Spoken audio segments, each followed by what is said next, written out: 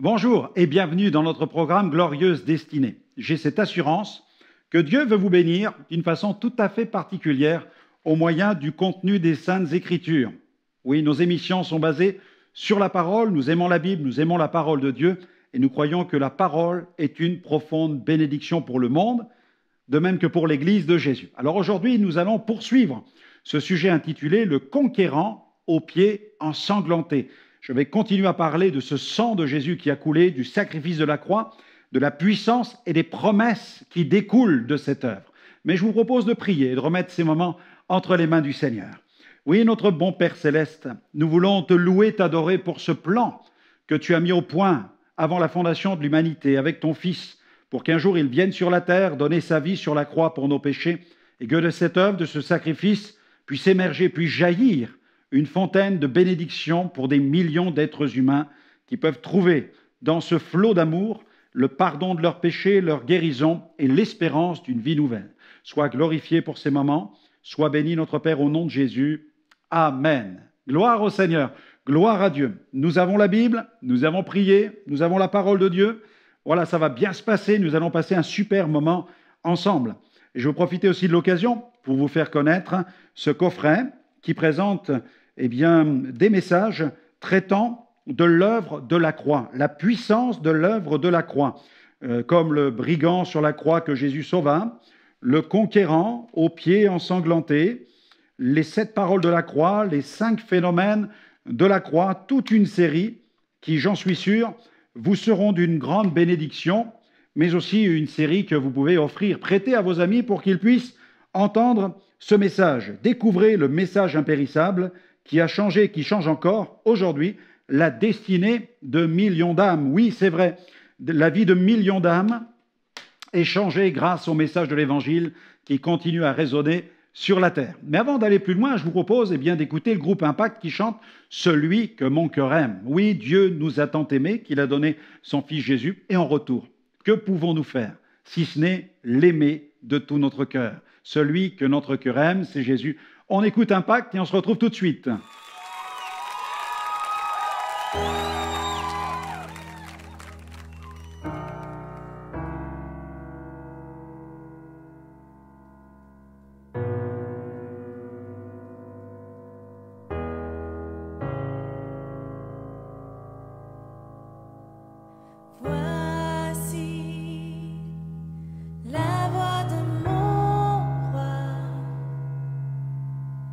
C'est à lui qui m'appelle, je cours avec joie vers toi. Sa parole est ma joie, plus douce que le miel. C'est ma raison, oui, c'est mon choix.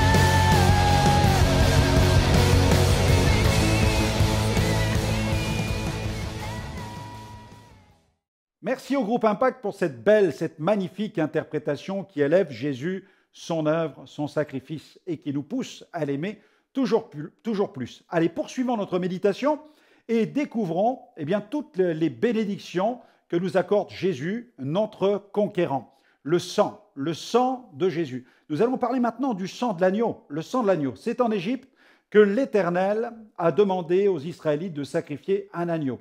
Ceci afin d'échapper à l'ange exterminateur. Les premiers-nés des Égyptiens périrent alors que ceux des familles du peuple hébreu furent épargnés. Ce fut la 10e plaie. Et c'est en souvenir de cette grande délivrance que l'Éternel institua la fête de la Pâque. Jésus, quant à lui, est l'agneau qui ôte le péché du monde entier. Gloire à Dieu. Jésus est l'agneau qui a aboli le péché par son sacrifice. Dans Hébreux 9, 26, la Bible dit « À la fin des siècles, Jésus apparut une seule fois pour abolir le péché par son sacrifice. » Jésus est vraiment l'agneau. Et Pierre en parle dans sa première épître, au chapitre 1er, versets 19 à 20. Il dit de lui, c'est l'agneau sans défaut et sans tache, prédestiné avant la fondation du monde et manifesté à la fin des temps à cause de vous. Jésus est vraiment cette Pâque, notre Pâque immolée. Paul l'écrit dans sa lettre adressée aux Corinthiens, dans la première, au chapitre 5, le verset 7. « Purifiez-vous du vieux levain, afin que vous soyez une pâte nouvelle, puisque vous êtes sans levain, car Christ, notre Pâque, a été immolé. » Jésus a donné sa vie une fois pour toutes en sacrifice. N'attendons pas d'autres sacrifices.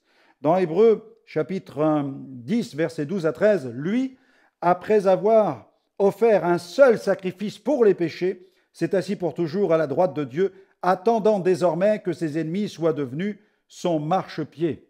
Par son sacrifice, l'agneau nous a ouvert une route nouvelle, un accès menant directement devant le trône de Dieu. Hébreux 10, versets 19 à 20. Ainsi donc, frères, puisque nous avons, au moyen du sang de Jésus, une libre entrée dans le sanctuaire par la route nouvelle et vivante qu'il a inaugurée pour nous, au travers du voile, c'est-à-dire le voile de sa chair. Sur la croix, le côté du corps de Jésus, ayant été percé par la lance du centurion romain, il s'en écoula du sang et de l'eau. Ces deux éléments vitaux illustrent de façon merveilleuse cette œuvre qui s'accomplit dans la vie de tout homme qui place sa foi dans le Christ. Je m'explique. Cette œuvre est celle de quoi? De la justification et de la purification. Le sang et l'eau. Le sang pour la justification et l'eau pour la purification. L'eau et le sang coulèrent du côté percé de notre Rédempteur. Oui, c'est le sang de l'agneau. La croix, c'est la puissance de Dieu pour quiconque croit. C'est sur la croix que Jésus a triomphé de la mort. C'est sur la croix que Jésus a triomphé de notre ennemi, le diable. C'est sur la croix que Jésus nous a acquis la victoire sur la puissance de nos péchés. Et la Bible dit encore que c'est par ses meurtrissures que nous sommes guéris. Alléluia! Ce coffret retrace au travers de 4 messages pertinents la puissance de l'œuvre de la croix. Toute une série de messages d'évangélisation qui vont vous permettre de partager l'Évangile autour de vous. Cela vous intéresse? Alors commandez-le sur notre site internet www.gospelvision-international.com. Il y a aussi le sang, la Bible parle aussi du sang de l'expiation. L'auteur de l'Épître aux Hébreux déclare ceci dans le 9e chapitre, au verset 22. « Selon la loi, presque tout est purifié avec du sang, et sans effusion de sang, il n'y a pas de pardon. » Sous l'ancienne alliance, pour que l'Éternel détourne son regard des péchés de son peuple, il fallait que ces péchés soient couverts avec le sang d'une victime innocente. Il y avait divers sacrifices en fonction des fautes commises et il y avait diverses fêtes au cours desquelles des bêtes, des victimes innocentes étaient sacrifiées. D'ailleurs, le livre du Lévitique commence avec la description de ces divers sacrifices. Il nous présente aussi le geste spécifique de celui qui apporte un holocauste à l'Éternel. Dans Lévitique, chapitre 1er, versets 3 à 4, chapitre 16, verset 21, il offrira, c'est ce que nous dit la Bible, devant l'Éternel, donc il offrira le sacrifice, l'holocauste, pour obtenir sa faveur. Il posera sa main sur la tête de l'holocauste qui sera agréé de l'Éternel pour lui servir d'expiation. par ce geste, celui qui a péché s'identifie à la victime. Il fait d'elle, en quelque sorte, son représentant. Il dépose sur sa tête ses péchés, les siens ou ceux du peuple. La substitution est donc le premier point fondamental du sacrifice expiatoire. Ensuite, il nous faut considérer le caractère sanglant de ce sacrifice, car l'Épître aux Hébreux, chapitre 9, 22, nous l'a bien souligné, sans effusion de sang, il n'y a point de pardon. Et ce sang versé préfigurait le sacrifice expiatoire que Jésus devait accomplir un jour au calvaire. Hébreux 10, verset 4. C'est ce que nous dit la parole de Dieu. Il est impossible que le sang des taureaux et des boucs ôte le péché. C'est impossible. Il le couvre seulement. Le sacrificateur, quant à lui, représentait le peuple devant l'Éternel. Il avait la charge de respecter les nombreuses règles régissant l'exécution des divers sacrifices. S'il lui arrivait de pécher par ignorance, alors il devait présenter à l'Éternel un sacrifice d'expiation pour son propre péché. Mais le péché d'ignorance réclamait tout de même un sacrifice expiatoire. Ceci démontre d'autant plus la réalité de notre nature pécheresse. Dans Lévitique chapitre 4, verset 3, si c'est le sacrificateur ayant reçu l'onction qui a péché et a rendu par là le peuple coupable, il offrira à l'Éternel pour le péché qu'il a commis un jeune taureau sans défaut en sacrifice d'expiation. Il en était de même pour le peuple qui péchait. Il devait offrir un jeune taureau en sacrifice. Un jeune taureau devait être offert, soit la victime la plus considérable, car le souverain sacrificateur avait reçu l'onction et il était la personne la plus sainte de toute l'assemblée. Son péché était donc tout particulièrement grave.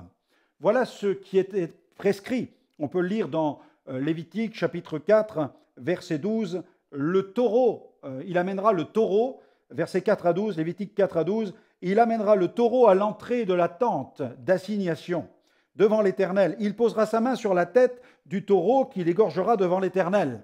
Le sacrificateur ayant reçu l'onction prendra du sang du taureau et l'apportera dans la tente d'assignation.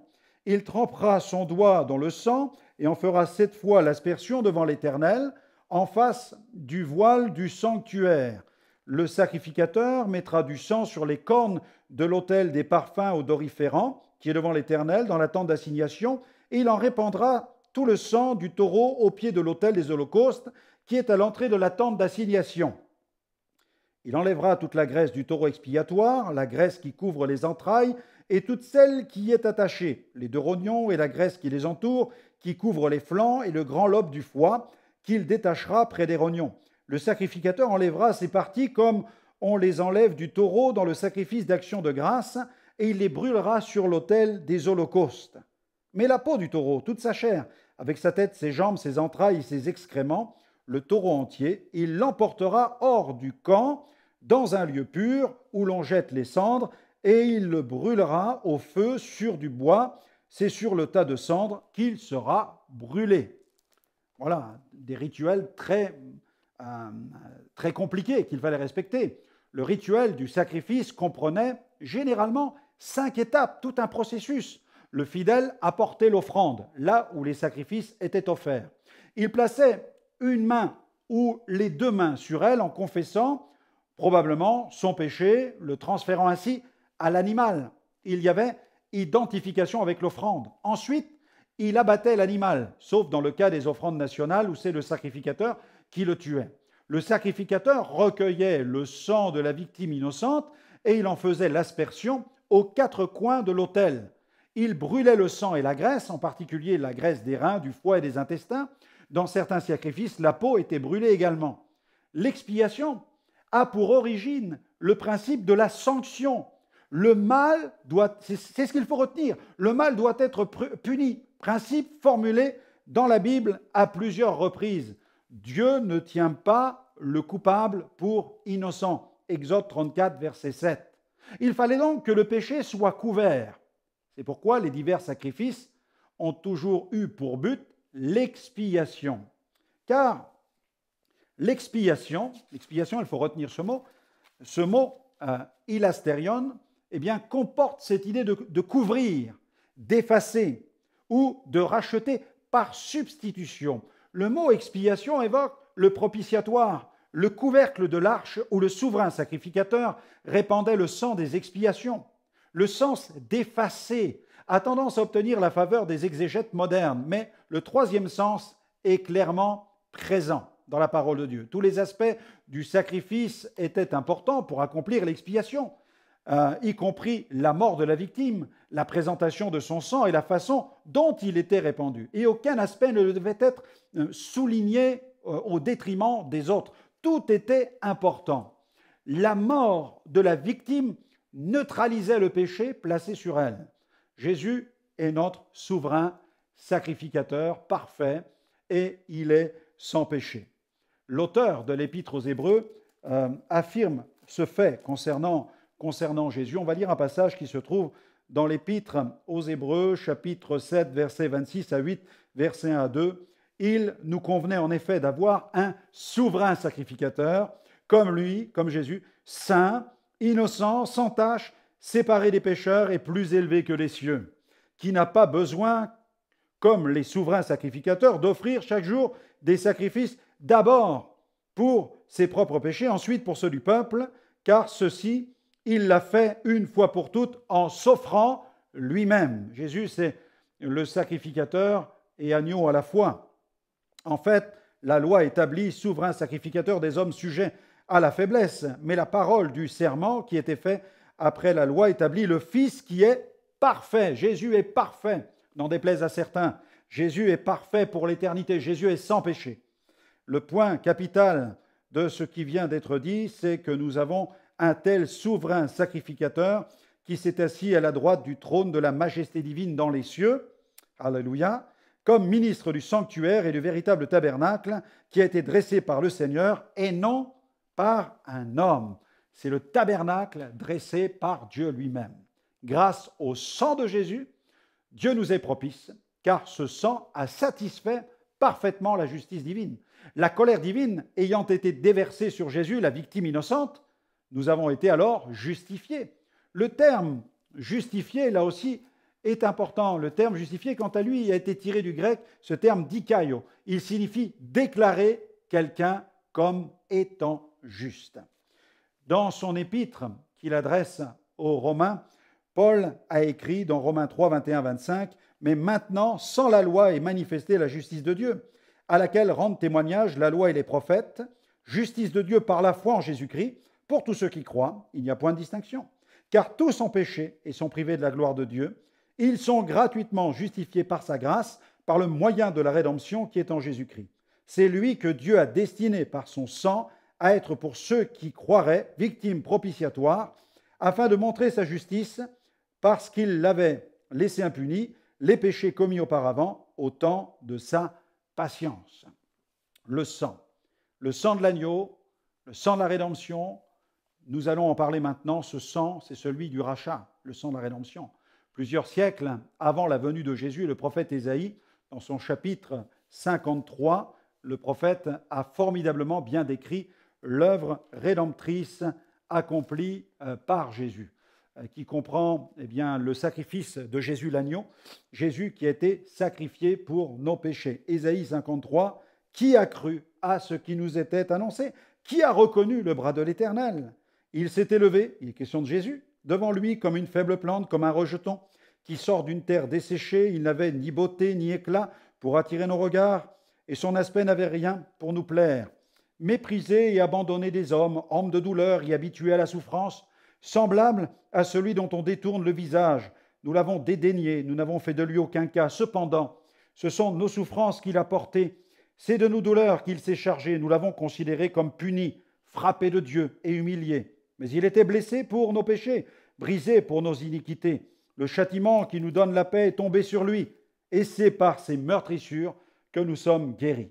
Nous étions tous errants comme des brebis, chacun suivait sa propre voie, et l'Éternel a fait retomber sur lui l'iniquité de nous tous. Il a été maltraité et opprimé, il n'a point ouvert la bouche. Semblable à un agneau qu'on mène à la boucherie, à une brebis muette devant ceux qui la tondent, il n'a point ouvert la bouche. Il a été enlevé par l'angoisse et le châtiment. Et parmi ceux de sa génération, qui a cru qu'il était retranché de la terre des vivants et frappé pour les péchés de mon peuple? Qui a mis son sépulcre? On a mis son sépulcre parmi les méchants, son tombeau avec le riche, quoiqu'il n'ait point commis de violence, et qu'il n'y ait point eu de fraude dans sa bouche. Il a plu à l'Éternel de le briser par la souffrance. Après avoir livré sa vie en sacrifice pour le péché, il verra une postérité et prolongera ses jours, et l'œuvre de l'Éternel prospérera entre ses mains. À cause du travail de son âme, il rassasiera ses regards. Par sa connaissance, mon serviteur juste justifiera beaucoup d'hommes, et il se chargera de leurs iniquités. C'est pourquoi je lui donnerai sa part avec les grands, il partagera le butin avec les puissants, parce qu'il s'est livré lui-même à la mort, et qu'il a été mis au nombre des malfaiteurs, parce qu'il a porté les péchés de beaucoup d'hommes, et qu'il a intercédé pour les coupables. Jésus meurtrit à cause de nos péchés. C'est ce que dit Ésaïe 53 au verset 5. Au verset 5, toujours, brisé à cause de nos iniquités. Le châtiment qui nous donne la paix est tombé sur lui. C'est par ces meurtrissures que nous sommes guéris, que nous avons la guérison. L'Éternel a fait retomber sur lui l'iniquité de nous tous. Versets 5 à 6. Il a été frappé, on l'a lu, frappé pour les péchés de mon peuple. Le verset 8. Il a offert sa vie en sacrifice pour le péché. Verset 10. Il s'est chargé de leurs iniquités. C'est le verset 11. Il a porté les péchés aussi de beaucoup d'hommes. Verset 12. Le Nouveau Testament évoque clairement cette œuvre rédemptrice accomplie par Jésus, cette œuvre parfaite. Elle est parfaite. Hébreux 9, verset 28. Christ s'est offert une seule fois pour porter les péchés de plusieurs, et il apparaîtra une seconde fois, sans le fardeau des péchés, pour donner le salut à ceux qui l'attendent. Et nous l'attendons, nous attendons le retour imminent de Jésus, qui viendra chercher son Église, et l'Église connaîtra l'enlèvement, cet événement glorieux, qui sera ensuite suivi d'un avènement de gloire. Mais toutes ces choses sont à venir. C'est pourquoi le chrétien est loin d'être pessimiste. Au contraire, il n'y a pas plus optimiste que celui qui a cette confiance qu'une fenêtre est ouverte devant lui sur l'éternité.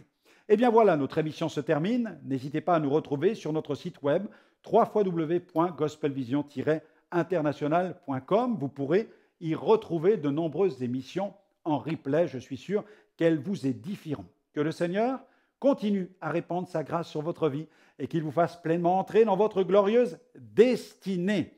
Que Dieu vous bénisse et à très bientôt.